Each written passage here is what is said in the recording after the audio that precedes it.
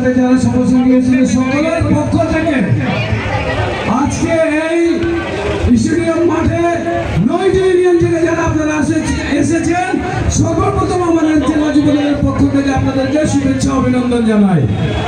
আমার প্রিয় ভাইরা, আজকে এখানে আমার সভাপতি সাহেব আমাকে বলেছেন যে জেলা ফেল মানে আপনারা আমাদের চেয়েও ভালো প্রোগ্রাম করতেছেন দেখে বলছে, এই জন্য আবারও জেলা যুবদলের পক্ষ থেকে আমার প্রাণ প্রিয় 9টি ইউনিয়নের সভাপতি সম্পাদককে জেলা নেতৃত্ব দিয়ে এনেছেন সকলকে আমি ধন্যবাদ জানাই।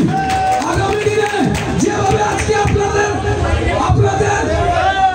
আগমনে শহীদপুর কিশোরগঞ্জের রাজপথে আজকে গর্বিত হবে, আগামী দিনে থানার শীষকে নিয়ে আমরা যেন রাজপথে থাকতে পারি, থানার শীষের স্লোগান দিয়ে রাজপথ যেন উত্তপ্ত করতে পারি, এই আহ্বান জানাচ্ছি ভাইরা আমার। কারণ বিগত দিনে যুবদল ছাড়া রাজপথে অন্যান্য দলকে খুব কমে দেখা গিয়েছে ভাইরা আমার। কেউ মন খারাপ করবেন না, কারণ যুবদল সবসময় রাজপথে ছিল, আগামী দিনেও রাজপথে থাকবে ভাইরা আমার। এখানে যুবদল সহ যারা এখানে এসেছেন, ছাত্রদল, কৃষক দল, স্বেচ্ছাসেবক দল সহ সবাইকে নিয়ে আমরা আগামী দিনে ধানের শীষের ভোট করবো ভাইরা আমার।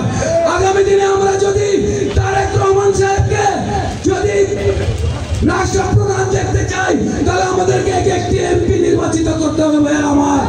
আমরা একটি এমপি নির্বাচন করার জন্য জাতীয়তাবাদী যুবদলের সকল প্রকার নেতৃবৃন্দকে আজ থেকেই যে ধানের শীষের স্লোগান নিয়ে আমরা কিশোরগঞ্জের রাজপথ কে উত্তপ্ত করবো ভাইরা আমার।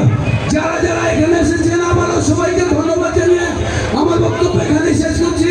সবাইকে ধন্যবাদ। আসসালামু আলাইকুম।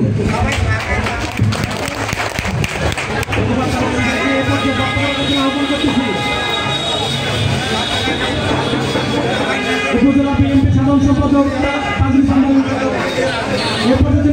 বক্তব্য রাখার জন্য আহ্বান করতেছি জেলা বিএনপির সহ সাংগঠনিক সম্পাদক জেলার ভাইকে 1 মিনিটের মধ্যে বক্তব্য শেষ করার জন্য আহ্বান করতেছি।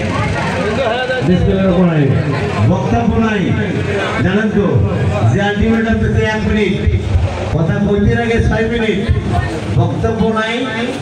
আপনারা অনেকেই জানেন, অনেকেই জানেন না, কিশোরগঞ্জ মহকুমা মডেল উচ্চ বিদ্যালয়ে আগামী 3 তারিখ বাণিজ্য কমিটি নির্বাচন। আমি নির্বাচনে অংশগ্রহণ করছি। প্রতীক নেই, ব্যালট নাম্বার হচ্ছে 4। দলীয় লোকজন যারা ভোটার আছেন তারা তো আসেনি, যারা নাই তারা নিজ নিজ অবস্থান থেকে এই প্রতীকের কথা একটু ব্যক্ত